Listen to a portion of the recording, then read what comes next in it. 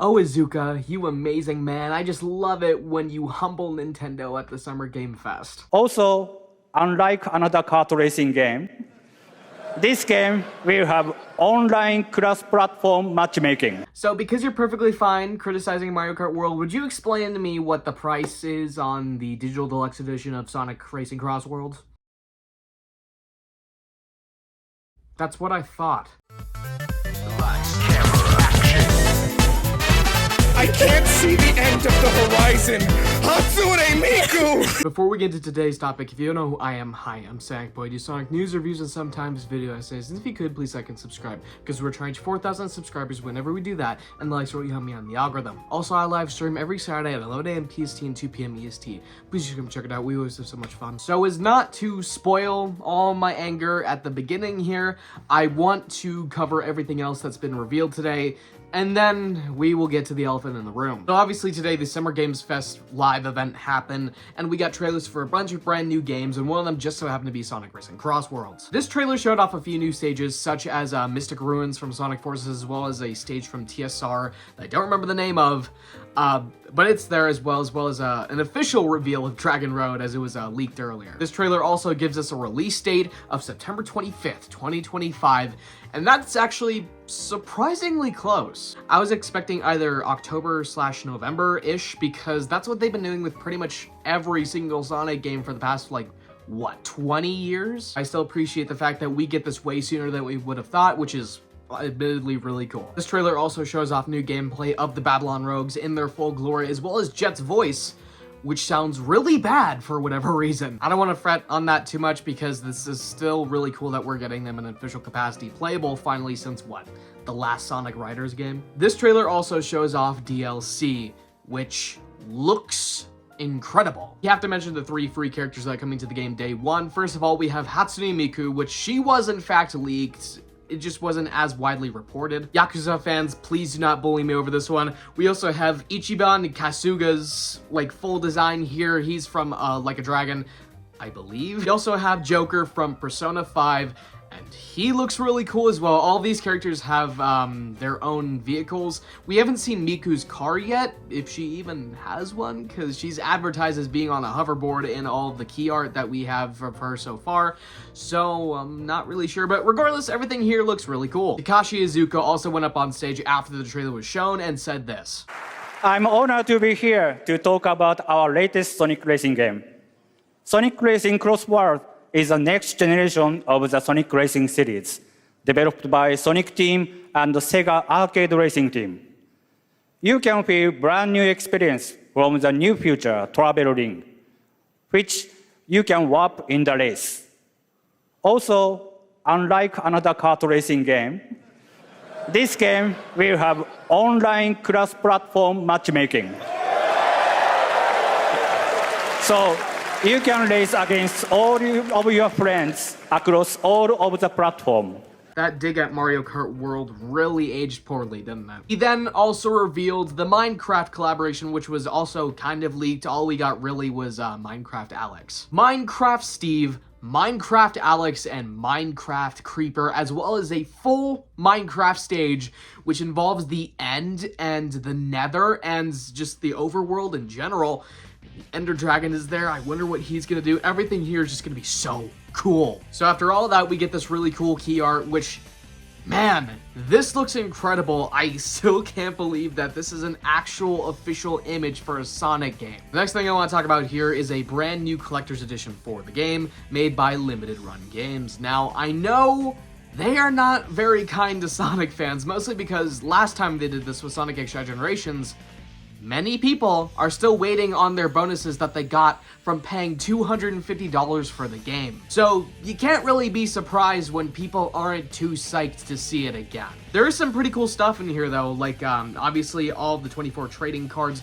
Those are really cool, which they all have the new renders of all of the characters on there, so I'm actually really excited for that. Card of Authenticity, this always comes with like literally every single collector's edition. I even had one for the Sonic Mania collector's edition. I just have no clue where it went. A steelbook that looks like a lunch pail, which that's really funny. It does have a bunch of stickers all over it, which is pretty cool though. There's also an art book, a comic, which yes, will be released separately. It's an IDW tie-in, but this one has a specific cover to the collector's edition. So if you want that specific cover, yes, you're gonna have to either go on eBay after the thing's been released or get the collector's edition. There's also a Sonic keychain, which is literally just exactly like the one from his debut appearance in whatever the game was called. I can't quite remember now, but regardless, that is actually a really cool reference. Then there's also a King Boom Boo keychain. I hate his name, dude. It's so hard to pronounce. That's also pretty cool.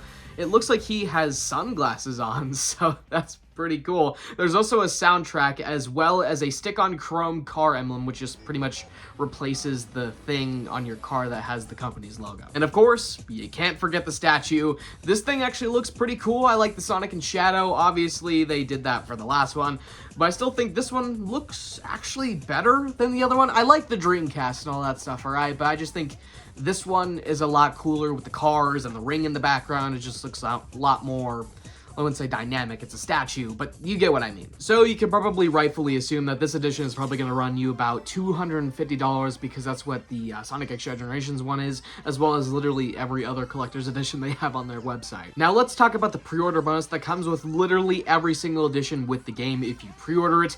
The Werehog Pack, which not only includes Sonic the Werehog, it also has its own car parts, which look really cool because it looks almost exactly like what a Werehog would drive, but there's also a decal for your cars that looks like a cover from the Archie comics. Am I crazy? They look pretty similar. Now, let's talk about what you get out of the Digital Deluxe before we get into all of the controversy.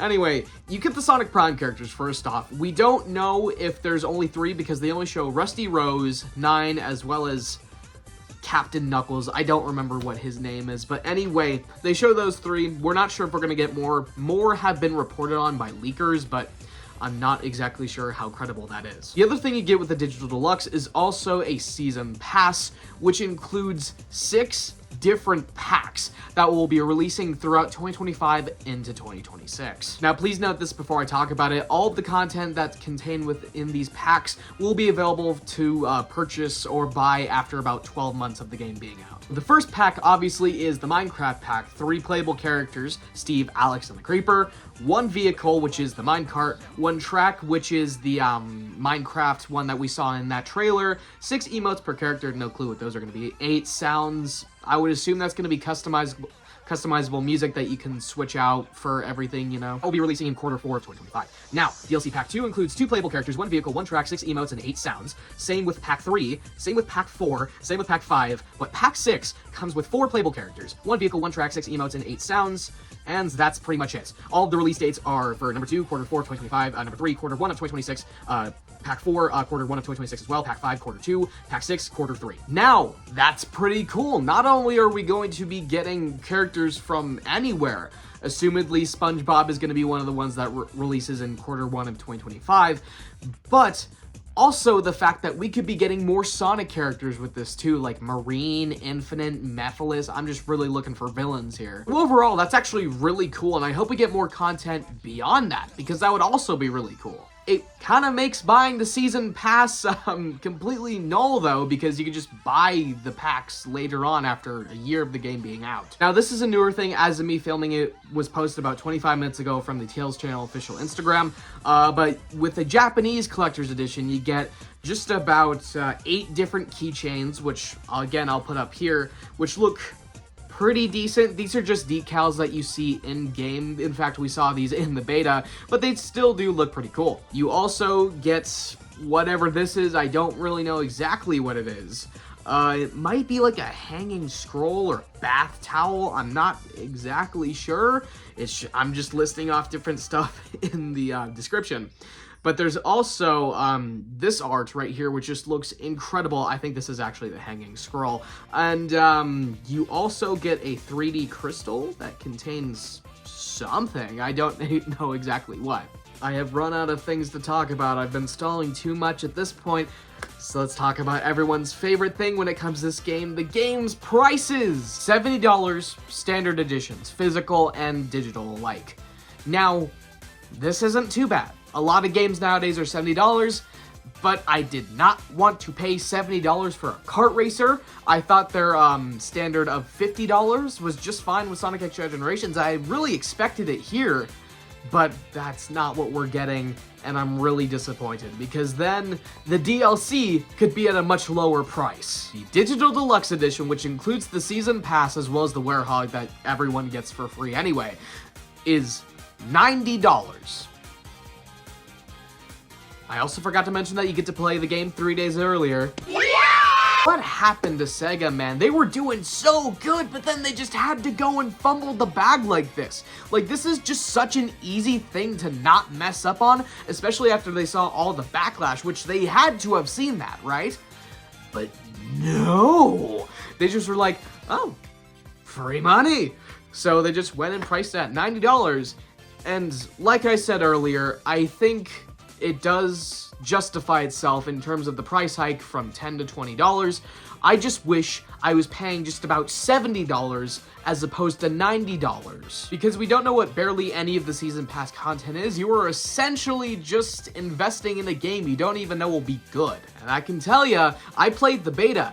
This is not worth even $70, I'd say. The fact that Sega thinks we're gonna shell out $90 is insane, and honestly, it's insulting.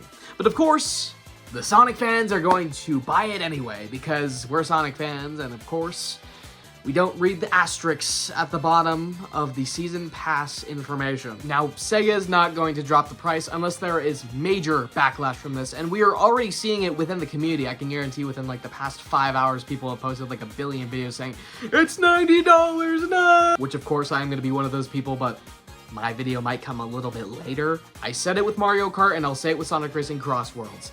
This is not okay. I would just straight up steer away from the Digital Deluxe Edition unless you are a major Sonic fan. Like me, I'll probably get the physical version because I like physical games better. Preserve physical media, by the way. Also, if they release just like a $20 upgrade, I'm just gonna do that. I'm gonna be perfectly honest with you guys, I really want the Season Pass stuff. But of course though, I'm still giving them $20 no matter what if they do decide to go down that route, so maybe I'm the hypocrite here. Whatever the reason may be, I don't think consumers should go out of their way to buy Sonic Racing Cross Worlds for $90. I'd not even recommend $70. Definitely wait for there to be like a sale. Or, who knows, maybe we could bully Sega into dropping the prices. We couldn't do it with Mario Kart World, that's just something we just have to completely avoid. But we can maybe convince Sega to drop the prices because, unlike a certain company, they actually listen to the fans and they know what we're saying. But when it comes to money, this is still the same company that wanted us to pay $2 for Supersonic, who is already in the game's code. I'm just hoping there's gonna be a big enough outcry for Sega to actually drop the prices. I know it's never gonna happen, but what I would really like is instead of $70.90 for them to go $50.70, so I don't have to pay full price for a new game, and I have to pay full price for a full game. Although, of course, it is still a kart racer, so is it really worth still paying $70 even if I get a year's worth of extra content? But whatever, that's pretty much everything I want to talk about today. I am like really riled up, and so is pretty much the rest of the Sonic fan base over this, so let's hope something changes. So let me know what you guys think about all this down in the comment section below, and I'll see you in the next video. Bye. Also, yes, I know you guys have had to wait through like 5 different videos before we get to the Sonic Rumble one, so I promise I will make that one next unless something really big pops up again.